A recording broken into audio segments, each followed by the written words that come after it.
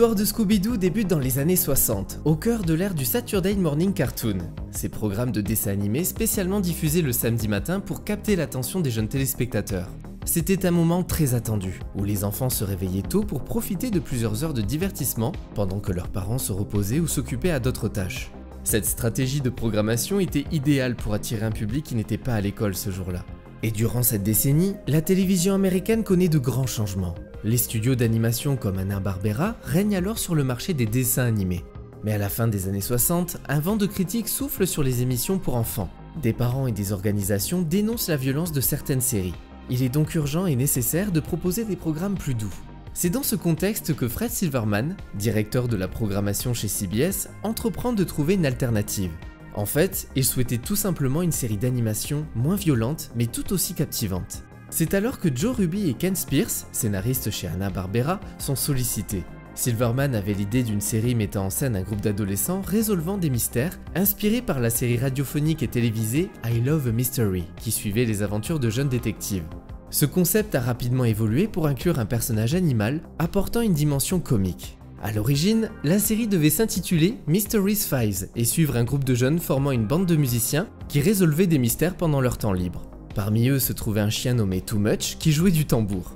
Mais ce concept a évolué pour se concentrer uniquement sur les enquêtes paranormales, abandonnant l'aspect musical. Le chien, initialement un berger allemand dans les premières versions, est finalement devenu un grand danois. Et c'est Iwao Takamoto, un talentueux designer de chez Hanna-Barbera, qui a donné vie à Scooby-Doo tel qu'on le connaît aujourd'hui.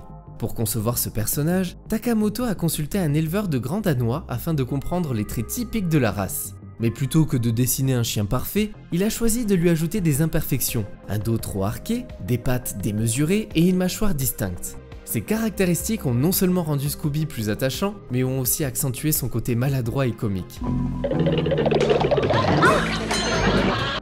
J'étais très impliqué dans presque tous les projets et on me donnait un degré de liberté passionnant. Les pattes étaient censées être droites, alors je les ai rendues arquées. J'ai incliné l'arrière-train et j'ai fait des pieds trop grands. Il devait avoir une mâchoire ferme, alors je l'ai rendue fuyante. Pour le nom Scooby-Doo, il a été trouvé par Fred Silverman, inspiré par la chanson Strangers in the Night de Frank Sinatra. Outre Scooby, l'équipe se compose de 4 personnages clés. Fred, courageux et intrépide, est parfois un peu trop sûr de lui. Il prend la plupart des décisions et élabore souvent les plans pour attraper les méchants. C'est aussi lui qui conduit la célèbre Mystery Machine. À l'étonnement général, Daphné s'est encore fait capturer.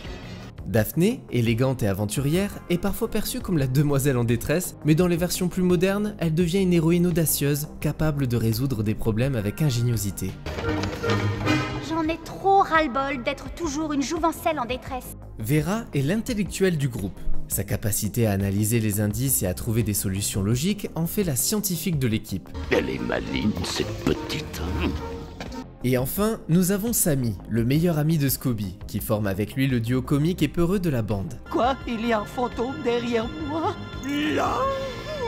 Bien qu'ils soient souvent terrifiés par les fantômes et les monstres, ils parviennent toujours à résoudre les mystères, parfois par accident.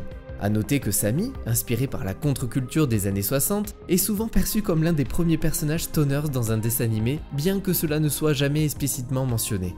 C'est ainsi que le 13 septembre 1969, Scooby-Doo Où es-tu fait ses débuts sur CBS. Chaque épisode suit une structure bien établie. La bande arrive dans une ville ou un lieu étrange, souvent marqué par des phénomènes surnaturels, pour enquêter. Finalement, ils découvrent que ces événements paranormaux sont des impostures, généralement orchestrées par des humains pour des raisons de pouvoir ou d'argent. Malgré la répétition du schéma narratif, Scooby-Doo a conquis le public avec son savant mélange d'humour et de suspense. Dès sa première diffusion, la série a connu un succès fulgurant permettant à CBS de dominer la case horaire du samedi matin.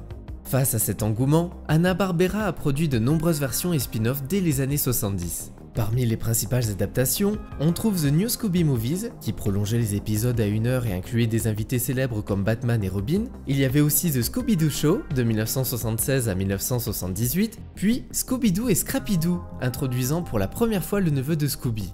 Dans les années 80, les 13 fantômes de Scooby-Doo voient le jour, suivis de plusieurs films d'animation dans les années 90. Et en 1996, la Warner obtient les droits du dessin animé en rachetant Turner Broadcasting System, qui avait lui-même acheté Hanna-Barbera Productions en 1991. Grâce à cette acquisition, la Warner devient donc propriétaire du catalogue complet de Hanna-Barbera. Charles Roven, producteur de Batman Begins, a vu en Scooby-Doo une opportunité de raviver ce classique des années 60 tout en tirant parti des technologies numériques pour moderniser les personnages et les décors. Bon, en gros, il avait très envie de faire un véritable film. Pour la réalisation, c'est Raja Gosnell qui est choisi. Le metteur en scène avait entre autres débuté sa carrière en mettant en scène le troisième opus Maman je m'occupe des méchants sorti en 1997 et le premier Big Mama sorti en 2000. Pour le scénario, c'est James Gunn qui est engagé après s'être fait remarquer pour son travail dans des productions indépendantes et son style unique de comédie noire. Ce dernier a débuté sa carrière en 1996 chez Troma Entertainment où il a coécrit le film indépendant Tromeo and Juliet. Sous la tutelle de Lloyd Kaufman, cofondateur de Troma, il a appris les rouages de la scénarisation, de la production, de la direction d'acteurs et de la distribution de films. En 2000, après avoir écrit, produit et joué dans la comédie de super-héros The Specials, James Gunn a été choisi pour Scooby-Doo car à l'origine, le long métrage devait être beaucoup plus sombre. Il s'agissait d'une parodie de la série originale avec un humour plus adulte, dans la même veine que La Tribu de Brady, une autre parodie rendant hommage à la série télévisée du même nom. Par exemple, Sammy devait être clairement représenté comme un fumeur de marijuana, avec plusieurs séquences y faisant directement allusion. Vera, quant à elle, devait être dépeinte de manière plus sarcastique, et il a même été envisagé d'explorer certains aspects de la relation entre Daphné et Vera, sous un angle plus adulte là aussi. Mais malheureusement, ces éléments ont été largement atténués dans la version finale. Il y avait dans le script quelques scènes trop controversées pour le studio. Par exemple, il y a une séquence où Vera a un peu trop bu et se lâche un peu. Elle commence à chanter sur le piano et arrache son pull. Elle a tout d'un coup un style années 40 comme Rosie la rifteuse et elle chante en montrant du doigt l'un des personnages. I love you, baby. Et la blague, c'était qu'on ne savait pas si elle s'adressait à Daphné ou à Fred. James Gunn a lui-même déclaré qu'il voyait ce long métrage comme une satire des films d'horreur pour adolescents, avec des personnages caricaturaux et des situations absurdes. Mais au fur et à mesure que la production avançait, les producteurs ont réalisé qu'il serait plus rentable de diriger le film vers un public familial. L'idée était, comme d'habitude, de capitaliser sur la nostalgie des parents, tout en attirant une nouvelle génération de jeunes fans. La Warner a donc décidé de modérer le contenu adulte, même si certaines blagues ont subsisté. Sarah Michelle Gellar a d'ailleurs confirmé dans plusieurs interviews qu'une version beaucoup plus audacieuse du film avait été envisagée, avec des situations et des dialogues clairement inadaptés aux enfants. Certaines séquences supprimées, disponibles sur les versions DVD et Blu-ray, témoignent de ces moments plus explicites. Je vais pouvoir me regarder nu. Oh, pitié. Côté casting, le couple Freddie Prinze Jr. et Sarah Michelle Gellar, qui avait déjà partagé l'affiche dans Souviens-toi l'été dernier, a été choisi pour interpréter Fred et Daphné. Quand j'ai entendu parler de l'adaptation en live action, je savais que ça allait être un énorme défi de rendre ces personnages réalistes à l'écran. Ce que je voulais faire, c'était capturer l'essence de Fred. Ce gars qui pense toujours avoir la meilleure solution, mais en y ajoutant des éléments plus comiques. Je me suis dit que si je devais jouer Fred, je devais vraiment m'amuser avec. Dans le dessin animé, c'était un leader confiant, mais aussi un peu, disons pas le plus intelligent. Je voulais jouer là-dessus, mais en poussant encore plus loin son arrogance et son narcissisme. La classe, hein? T'es venu, toi. Pour Sammy, Jim Carrey et Mike Myers ont été envisagés pour le rôle, mais finalement, c'est Matthew Lillard qui avait crevé l'écran dans le premier Scream qui a été choisi. Oh, ça c'est la scène que je préfère! Attends, tu vas voir, on a une surprise, tu vas adorer! Quand je suis entré dans cette audition, je savais que je devais vraiment donner vie à Sammy d'une manière que personne d'autre ne pourrait. J'avais tellement regardé la série que je me suis plongé dans l'univers du personnage. À un moment donné, j'ai juste lâché prise et j'ai fait tout ce que je pouvais pour capturer cette énergie déjantée et ce langage corporel maladroit. Mais qu'est-ce qui t'a pris de me jouer comme ça? Tu m'as fait passer pour un taré d'une autre planète. Isla Fisher, quant à elle, a décroché le rôle de Marie-Jeanne. Ayant grandi en Australie où Scooby-Doo était l'une de ses séries préférées, elle a vu cette opportunité comme une façon de rendre hommage à son enfance. Elle a exprimé son enthousiasme pour le projet dans plusieurs interviews, expliquant que le plus beau dans cette expérience était de participer à quelque chose d'aussi emblématique pour plusieurs générations. Et le nom de son personnage est un clin d'œil évident à la culture de la marijuana, renforçant l'humour adulte initialement prévu pour le film. Oui, moi aussi. Je m'appelle Marie-Jeanne. Mordicus, c'est mon prénom préféré que je préfère. Linda Cardellini, choisie pour incarner Vera, a quant à elle réalisé un rêve d'enfance en décrochant ce rôle. Et pour finir, Rowan Atkinson est engagé pour jouer Emile Mondavarius. J'en reviens pas d'avoir vu Mr. Bean. Principalement réalisé en Australie, le tournage du film a débuté en février 2001. Plusieurs lieux exotiques ont été sélectionnés pour créer l'atmosphère mystérieuse et tropicale de Spooky Island. Une grande partie des séquences ont été tournées au parc à thème de la Warner, mais l'équipe a également passé plusieurs semaines sur Tangalooma Island, une île paradisiaque transformée pour devenir le sinistre Spooky Island. Avec plus de 400 personnes impliquées, le tournage s'est avéré être une véritable entreprise logistique. L'équipe a dû composer avec des conditions climatiques difficiles, comme la chaleur et l'humidité, particulièrement éprouvantes pour Linda Cardellini, qui portait un pull à col roulé. Malgré ces défis, l'ambiance sur le plateau était décrite comme très détendue. Matthew Lillard, avec son énergie débordante, faisait souvent rire toute l'équipe, improvisant fréquemment des répliques qui ont marqué les esprits. C'est un personnage tellement emblématique, et le fait de l'incarner dans un film live-action était à la fois effrayant et excitant. J'ai regardé des heures et des heures de dessins animés avant le tournage. Ce qui est drôle, c'est que je n'aurais jamais pensé devenir la voix officielle de Sammy après le film.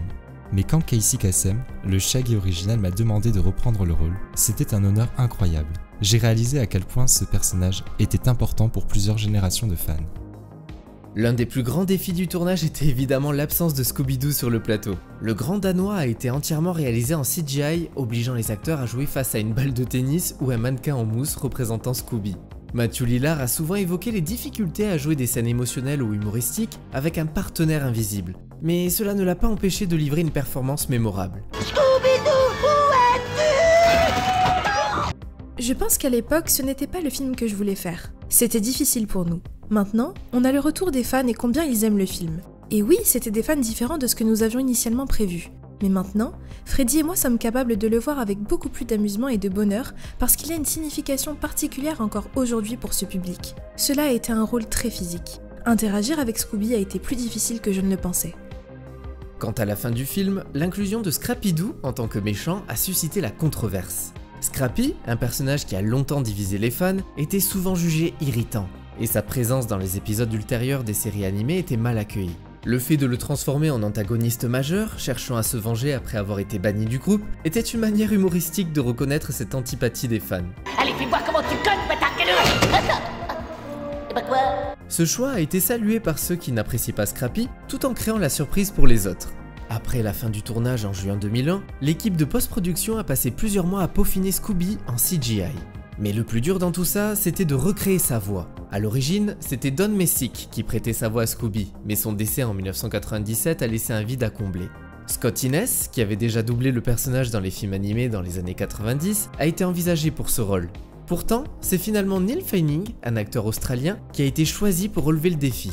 Comme vous le savez déjà, la post-production a également été une période de réajustement pour rendre le film plus accessible à un public familial. Mais l'un des changements les plus notables a été l'utilisation de CGI pour atténuer certains aspects des costumes, comme le décolleté de Daphné. La Warner a déployé une campagne marketing massive pour promouvoir le long métrage. Le premier trailer a d'ailleurs marqué les esprits. Il débutait de manière trompeuse, suggérant l'arrivée d'un nouveau film Batman. Oui. Le marketing s'est également appuyé sur des partenariats notamment avec Burger King qui offrait des jouets inspirés du film avec les repas pour enfants. De nombreux produits dérivés tels que des jeux vidéo, des vêtements et des accessoires ont également été lancés pour accompagner la sortie du film. Et même que j'aurais réussi si vous vous étiez mêlés de mon... Et c'est ainsi que le 14 juin 2002, Scooby-Doo le film est sorti au cinéma, rapportant plus de 54 millions de dollars lors de son premier week-end en Amérique, surpassant les attentes des analystes. À la fin de son exploitation en salle, le film avait accumulé un total de 275 millions de dollars au box-office mondial. Un joli succès compte tenu de son budget de 84 millions. Malgré ça, la réception critique du film a été mitigée, avec des avis partagés sur son ton et son utilisation de l'humour. Beaucoup de critiques ont salué l'interprétation de Matthew Lillard dans le rôle de Sammy, mais ont reproché à l'œuvre son scénario simpliste et un humour souvent trop enfantin. Le New York Times a qualifié le film de plaisir coupable, ajoutant qu'il n'atteint jamais vraiment le potentiel satirique qu'il semblait viser. Toutefois, le journal a salué les performances des acteurs ainsi que l'humour visuel de certaines scènes. De son côté, Variety a été plus indulgent, affirmant que la dynamique entre les acteurs fonctionne étonnamment bien. Quant à Roger Ebert, il a attribué au film 2 étoiles sur 4, notant que Matthew Lillard a parfaitement capturé l'esprit et la voix de Sammy, mais a ajouté que le long métrage est souvent trop brouillon pour être pris au sérieux, même en tant que comédie pour enfants. Et ce n'est pas faux. Même si je prends encore beaucoup de plaisir à revoir ce film, il faut avouer que l'humour du long métrage ne sait pas vraiment à quel public s'adresser. Bien sûr, les blagues pour enfants sont omniprésentes et c'est normal dans ce genre d'œuvre, comme la fameuse scène de concours de paix entre Sammy et Scooby.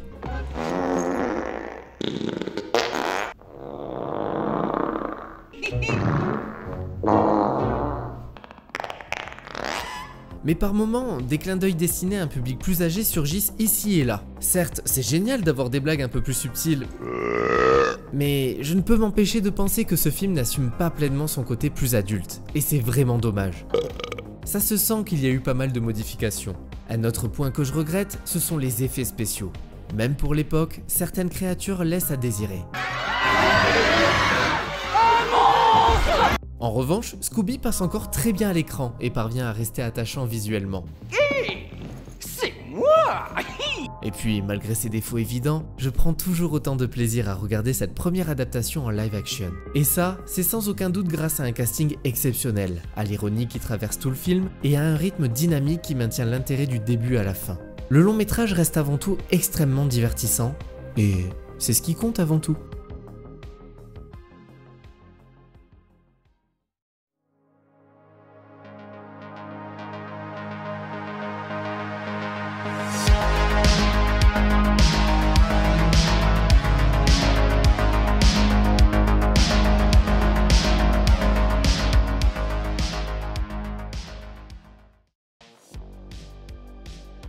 Rowan Atkinson, qui joue le rôle du mystérieux propriétaire du Spooky Island, n'était pas le premier choix pour ce rôle. Initialement, des acteurs comme Tim Curry ont été approchés pour jouer ce personnage. Mais apparemment, Curry a décliné l'offre après avoir appris que Scrappy-Doo ferait une apparition car il détestait le personnage.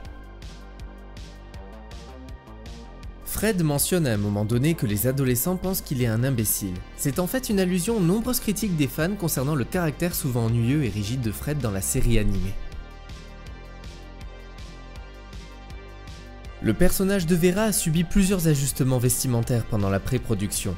Au départ, les concepteurs de costumes envisageaient de lui donner un look plus moderne, mais ils ont finalement décidé de rester fidèles en gardant son col roulé orange, sa jupe rouge et ses lunettes.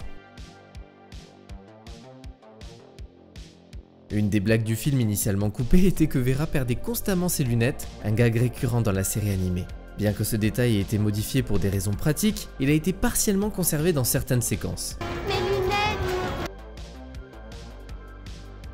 Avant que la décision de faire un film en prise de vue réelle ne soit prise, la Warner avait initialement envisagé de réaliser un film d'animation classique. Mais avec l'évolution rapide des technologies de CGI dans les années 90 et le succès d'autres films en live action basés sur des franchises animées comme Les Pierres à Feu, le studio a vu une opportunité de moderniser l'image de Scooby-Doo tout en attirant un public plus large. Sarah Michelle Gellar et Linda Cardellini ont plaisanté sur la difficulté de filmer certaines scènes impliquant leurs costumes. En effet, le col roulé de Vera et les bottes violettes de Daphné n'étaient pas très pratiques pour les nombreuses scènes d'action que leurs personnages avaient dans le film.